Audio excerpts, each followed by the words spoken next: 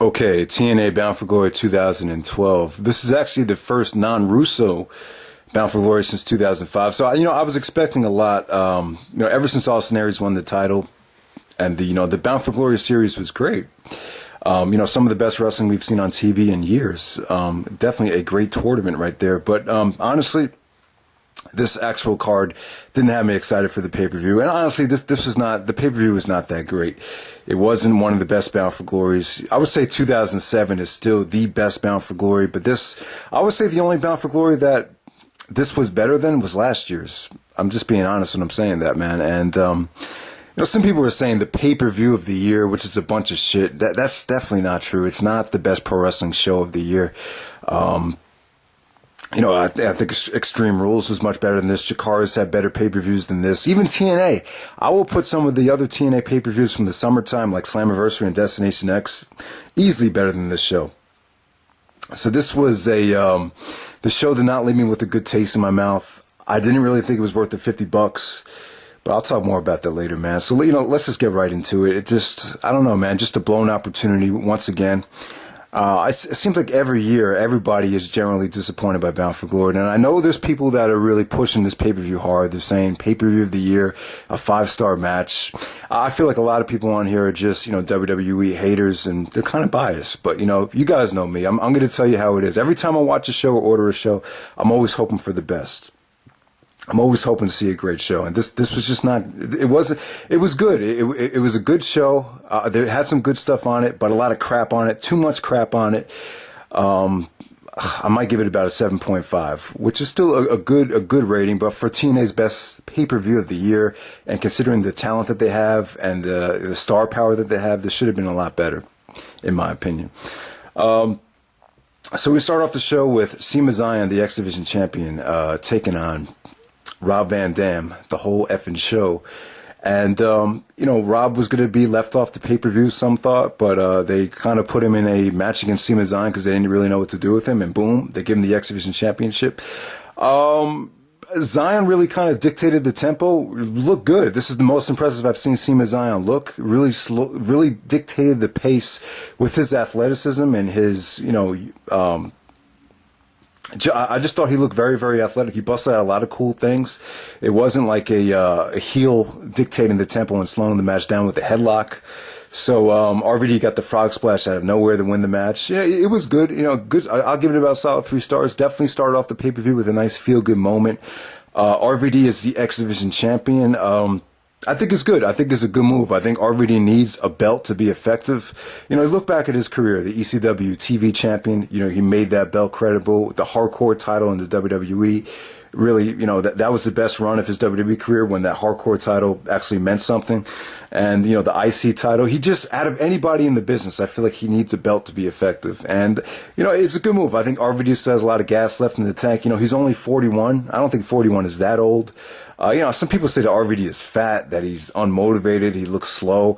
I just feel like this. If you give RVD a reason to have a good match or to, bust out, the old RVD stuff, I think he could do it. I think if he's motivated and the situation calls for it, he's still the RVD of old. So, new X Division champion. I think he should look at this as a challenge to kind of, raise the credibility of the X Division title. And now he has something to fight for now. So, a good way to start off the show. Next up, we actually have Samoa Joe taking on Magnus for the Samoa Joe's television championship. These two guys have been traveling with each other all year round. They actually went to Noah in Japan together. So they know each other quite well. When you know each other, you could have, feel more comfortable. I'm sure they had a mutual agreement. So this was a little bit more stiff. A lot of Joe's strikes and slaps were very, very stiff. They worked a good match. I'll say time and time again, this is Samoa Joe's best year since 2008. And I think Joe deserves a little bit better than this, to be honest with you. I think he should be main eventing shows. No, he's not really the Samoa Joe of old, but he's still a hell of a talent, and I still think he's a draw if you think about it. So him and Magnus had a good match. Really, this is the only match on the show that I thought really overachieved.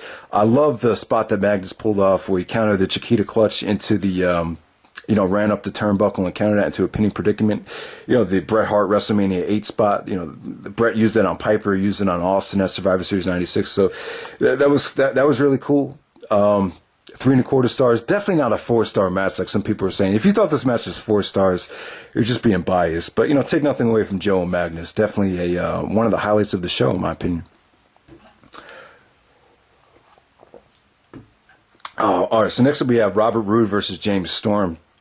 This was the street fight with King Mo as a special enforcer. All right, so these guys, this has been building up over a whole year. It's debatable about what happened at last year's Bound for Glory. I do think the beginning of this feud could be handled a little bit better in retrospect. I definitely think the first Robert Roode and James Storm match for the title should have been on a pay-per-view, not Impact. Their match at Lockdown, probably one of the most disappointing matches of the year. I don't know what happened there. You would think in James Storm's hometown, Lockdown main event would have been great. The match wasn't that good. This was everything the Lockdown match should have been. These two guys stole the show. I'm going to say this is TNA's match of the year. Not by far, but I think you can make a legit case. The best TNA match of the year. However, though, some people were giving this 5 stars, saying that this was, better than any match on WrestleMania. And that's just, in my opinion, that's just being biased. Don't get me wrong, man. This was great stuff, but I'm not even sure if I put this above, Chris Harris and James Storm from Sacrifice 2007, the Texas Death Match. I actually thought that was a better match than this, but still, take nothing away from these guys. They put their heart and soul into this match. Their bodies on the line. The intensity was there. The strikes were there. The stiffness was there. The thumbtack stuff I thought was kind of unnecessary. I think that's going a little bit too overboard, but, I respect the hell out of what they did. I respect Robert Roode for taking 2 bumps onto the tacks. The tacks actually mean a lot more now because, Abyss isn't really wrestling that much and really isn't using him in every single match. So, but great stuff, man. The spears to the table, the super kick spot at the end was awesome. They did some, I love King Mo's reaction to the garbage lid shots. He was just like, holy shit, well, this is the real deal. So that was, a great match, not really a match I'm going to, watch over and over again. But, I will go out of my way to say this. You can make a legit case that this was TNA's match of the year and definitely arguably the street fight or hardcore match of the year, without a doubt. And a great way to end the feud, too.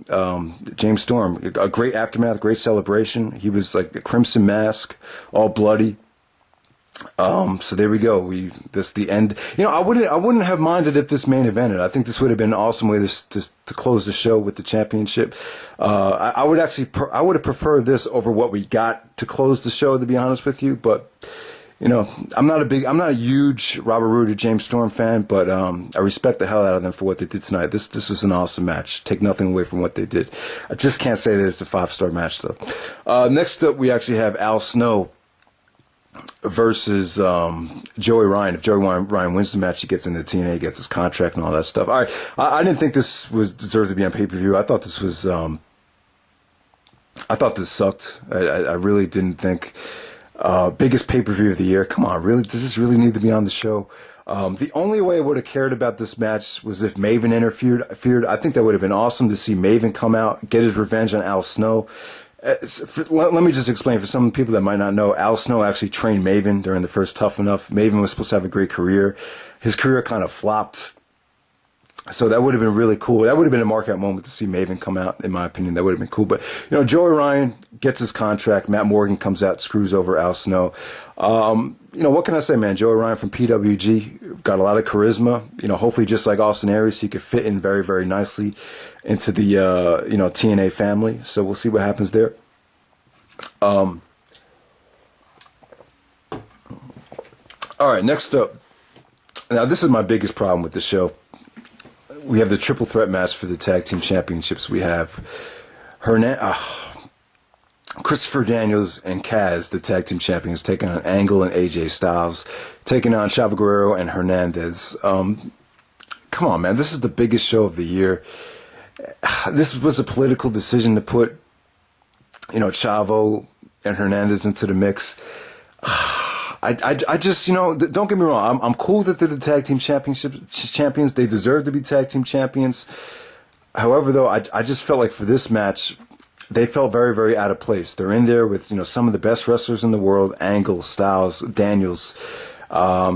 This is the reason the card suffered because, you put so much talent into this match. It just, the match definitely hurt the show.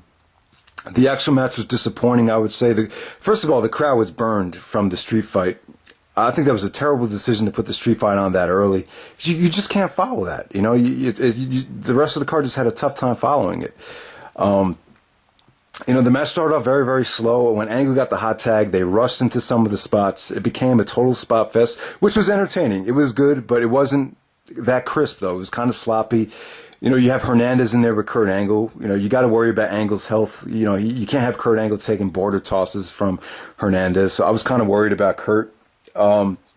Brutal stuff, though, man. Kaz actually did a leg scissors hurricanrana to Hernandez. Hernandez looked like he was going to fall on his head and die, but he said, fuck that, I'm not going to take that bump.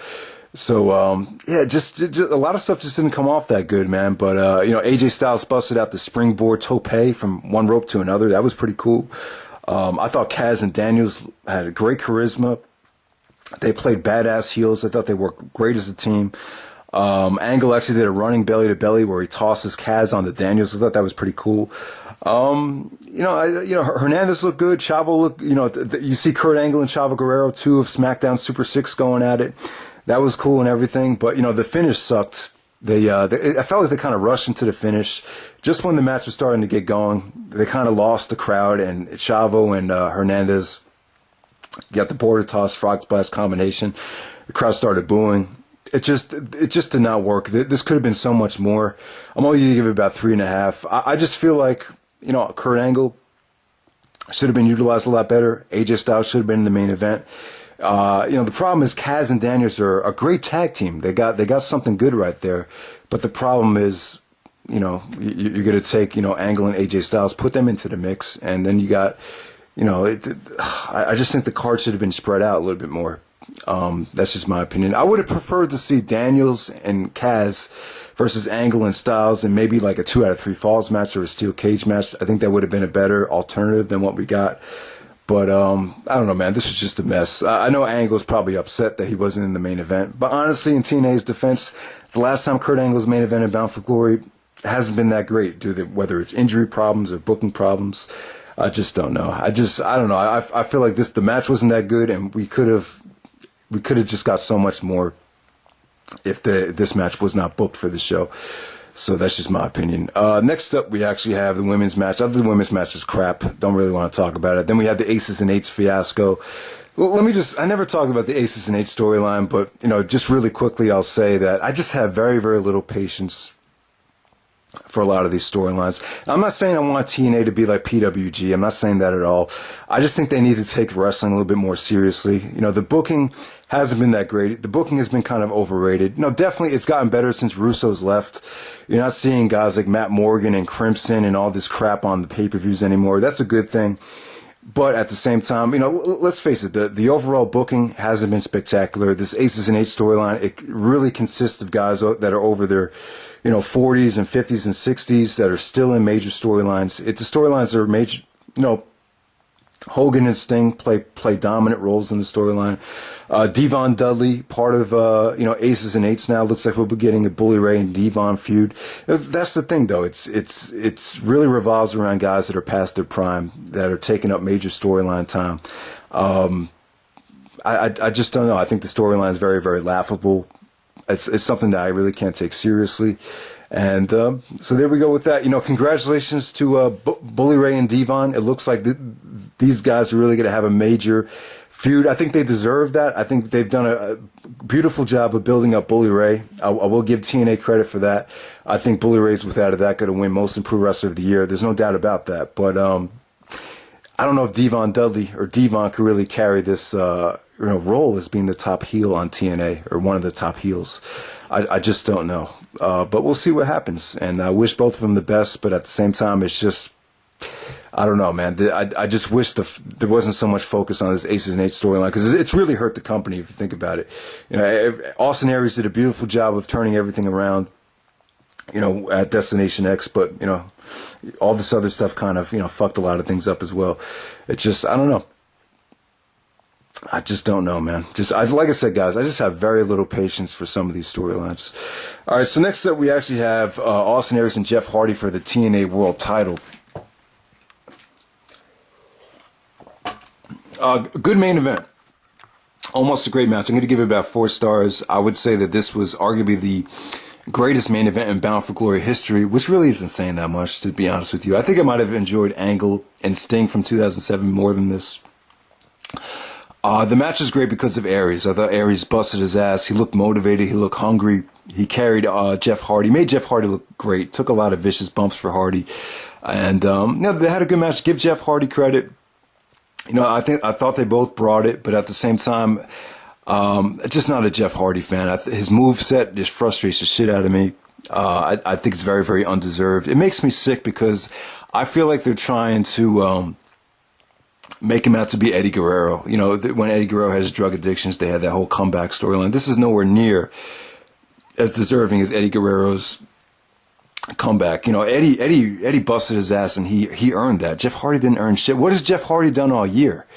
Like, name one match that he's had all year that really stands out, or one time where he really showed that he's back on the right. He's done nothing to convince us that he's really cleaned up his act. It's a very, very forced storyline, in my opinion. I understand that he sells merchandise, and that's another thing. I'm just so fucking sick of them pushing guys to sell merchandise. It's overrated, and long term, it's not the right decision. It's not a good decision long term. I just really think this was a bad decision. I thought the ending to the match was not that good. The execution of the Swanton Bomb towards the end, I don't know, man. It left a bad taste in my mouth. I think the match could have, don't get me wrong, it was a great match, but it could have been better. Definitely the wrong choice for the Bound for Glory, the winner of the Bound for Glory series. It should have been Austin Aries and AJ Styles. You could have had a much better story there, a much better match. I give Aries credit. His heel turn and his shoot promo was great. They're kind of making Aries out to be more of a punk now, which is cool. But I felt like this is a political decision. I feel like Jeff Hardy only got the belt because they're afraid he's going to go back to the WWE. Apparently there was rumors that he wants to go back because he needs the money. So it's a very political decision, in my opinion, and it just really puts a bad taste in my mouth. I definitely think it sends a bad message. Here's the guy that has fucked up time and time again. He hasn't just had one chance. Like CM Punk said in that promo, how many chances has this guy gotten? He's gotten several in the WWE. Countless times in TNA, he fucks up, shows up, fucked up for main events, can't even wrestle. And, a year and a half later, the guy's the champion again. How do you know? After this guy loses the belt, how do you know he's not going to show up for the next main event all fucked up? You just don't know. Sends a very, very bad message, and I think TNA made a mistake, man. Austin Aries is red hot. This guy single-handedly saved this company, took this company from under the fucking gutter, and brought it back to life. Without Austin, I don't care about the booking changes, about Russo being gone, Pritchard coming in. A lot of TNA's momentum has to do with Austin Aries. That's just my opinion. I stand behind that. The guy's the total package. I say Aries. Michael Elgin's a great choice. CM Punk's having a great year. Daniel Bryan, as great as he is right now, Austin Aries is the total package. Better than Punk, better than Danielson. He's definitely, and the sad thing about it is, man, he just hasn't. They took it away from him, man. TNA they had somebody special. He had momentum, and I just think this was an awful decision. But honestly, I just think it was. And the proof is in the pudding. Hardy was not over. The people that are going to spend money on TNA are the diehards. The merchandise marks are only going to go to the shows. They're not going to be with the company through thick and thin. But if you capitalize and put Austin Aries in great main events, that's what's going to draw money. This is not going to help the pay-per-view buy rates at all. When Jeff Hardy was the champion and he was having those, that feud with Mr. Anderson, I believe that's when the pay-per-view buy rates were at an all-time low. So I don't see how this fixes anything. I don't see how, Jeff Hardy is going to be this new kind of savior. They tried the experiment before and it flopped. It's going to flop again. The guy doesn't have passion. He doesn't have heart. He's only wrestling for the money. That's just my opinion. You can see it's written all over him. He's got a lot of charisma. He's talented, but the wrong time, wrong place. There's better guys that should have been in that spot. There's better guys that could carry the company. This is one of the best rosters in the world, and man, I just think this is a bad decision. So overall, very disappointing show. Give it about a 7.5. Nowhere near the best pro wrestling show of the year. All right, so I'm just going to jump into, if anyone wants to keep listening, this will be very, very short. I'm just not in the mood to go through the whole show. A lot of people have been praising and buzzing about the New Japan pay-per-view. New Japan's King of Pro Wrestling. And gotta say, it was a great show. I had a tough time really getting into a lot of the matches. It was tough for me to care about a lot of the stuff on the show. There's just a lot going on right now in the world of wrestling and the world of sports. It's just, I watched the show while I was watching the Yankee game, so I can't really give you an in-depth review. If you want to hear a better review, I'm sure Trademark and LV will eventually review the show. But just quickly, there's a couple matches that you should check out. Alex Shelley actually had a tag match on the show against Alex Koslov and Rocky Romero, which was excellent. That was great stuff right there. And if you watch this New Japan show, you could definitely, just like True Slayer was saying, you'll definitely say to yourself, wow, New Japan is just a lot of guys that, a lot of talent and a lot of guys that should be in Ring of Honor, but they're not because of, the Japan's just willing to spend the money. They just have the money over there. I guess that has a lot to do with it. But, yeah, with this New Japan show, Low-Key and Kota Ibushi had another match for the IWGP Junior Heavyweight Championship. Great stuff. I pretty much enjoyed this just as much as Low-Key and Devitt from earlier this year. Some of Low-Key's strikes were awesome here. So, great. I'm going to give this 4 stars. Great undercard match.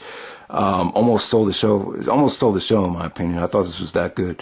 So definitely check it out. Some of the people that have been saying that Low-Key, and I've even questioned it before. Maybe he's just not the same anymore. He just seems to, it seems like he's really found his place in Japan. One of the other matches from the show was Carl Anderson versus Okada. Excellent stuff. The setup to that finish with the lariat was beautiful. Carl Anderson is a hell of a talent. Now that A-Train is gone, he's really getting the chance to shine as a single star. So, great stuff there. Okada, the only problem with New Japan right now, I feel it's kind of too predictable. I just know Okada's going to win the belt back at Wrestle Kingdom. I just feel like they're definitely going in that direction, which is good. That's the right decision, but, you just see it coming. It just kind of hurts the outcomes from some of the matches. We had Shinsuke Nakamura and Hiroki Goto. These two guys have wrestled so many times. It was just, I don't know, like with this match, it was just kind of hard to get into it. We've seen them wrestle so many times. I really didn't care who won the match, but good stuff though. These guys are two of the best in New Japan. I love the finish. Great finish with Shinsuke hitting the high knee or running knee. That was a stiff shot to the head right there for the Intercontinental Championship. I'll give that about 3.5. I mean, they've had better matches, I'm sure. In 2010, I know they had a better match, but, it's still good stuff. If you look at the show on paper, or, looking at the show, there's a lot of hype. And I was like, was this really the best New Japan pay-per-view in years? And I think about it, it really is. If you look at the show on paper, this is probably the best New Japan show since Dominion 2010, or at least going back to 2010. It definitely is the best. From top to bottom, it definitely is. And then the main event we had Minoru Suzuki challenging Hiroshi Tanahashi for the IWGP Heavyweight Championship. This is actually a rematch from Wrestle Kingdom. A lot better than the Wrestle Kingdom match. Don't get me wrong. It was a great match. Some people are saying match of the year, giving it about 4 3/4 to 5 stars. I think it's a little bit too high. The problem with Tanahashi right now is the endings to a lot of his matches feel very, very routine to me. Like the ending just came off very, very routine and very flat. He actually did win the match with the Frog Splash, but take nothing away from these guys. This wasn't quite as good as Tanahashi versus Okada from Dominion, which was excellent. That was arguably the match of the year, possibly. But this was good though. Definitely much better than the Wrestle Kingdom match. Didn't feel as rushed as the Wrestle Kingdom match. Some of the good psychology here. Tanahashi going back to work on Suzuki's leg. Awesome selling from Suzuki throughout the whole match. The way his knee buckled towards the end, I thought that was sweet. I love Tanahashi's reaction. Not really a counter, but his reaction to the tombstone or the whatever. It was kind of like a modified version of a tombstone or what do you call that? Pile driver, just the way Tanahashi maneuvered out of it. I thought that was pretty sweet, and definitely a great scientific match, a great submission wrestling match right here. Very, very, just great storytelling, great stuff. I'll give it about 4 1/4 stars. Definitely, I would say it seems like New Japan is definitely having the best year. definitely they should definitely be in consideration for promotion of the year easily with PWG. So they probably are promotion of the year if you think about it. So guys, let me know how the G1 Climax tournament was. Haven't heard anything about that. Let me know if there's any matches you would recommend from that tournament. Yeah, Ring of Honor booking changes. Seems like Glory of Honor was an awesome show. Delirious taking over as head booker. Well, let me just say this really quickly. So Jim Cornette's not out of the equation, but he's not going to have final say. I don't know how much this really means, but obviously the pay-per-view has gotten great reviews. I'm not surprised. It looked like a great show. I would have ordered the show if it wasn't for the Yankee game. But honestly, when Delirious took over from Adam Pearce, after Adam Pearce stepped down, Delirious took over from about maybe October until Best in the World. I thought Delirious actually did a better job than Pearce, to tell you the truth. I thought 2011 was a great first half of the year. It's just some of the booking decisions at Best in the World, you could tell were very Cornette influenced, especially that long tag match. So I definitely think things went downhill since Cornette took over as he got more influence, and when Sinclair bought the company and the television stuff started, that's when everything started going downhill. But if they could find a way where Delirious could get more creative control over the booking and the match, and the match quality, who knows? Maybe Ring of Honor could put on a strong ending to the year. So we'll see what happens there. But yeah, man, Bound for Glory, 7.5. Good stuff. But for the best pay-per-view of the year, just not up to par, and a lot of stuff just put a bad taste in my mouth. And yeah, check out the New Japan show. Definitely one of the best New Japan pay-per-views in years. So check it out.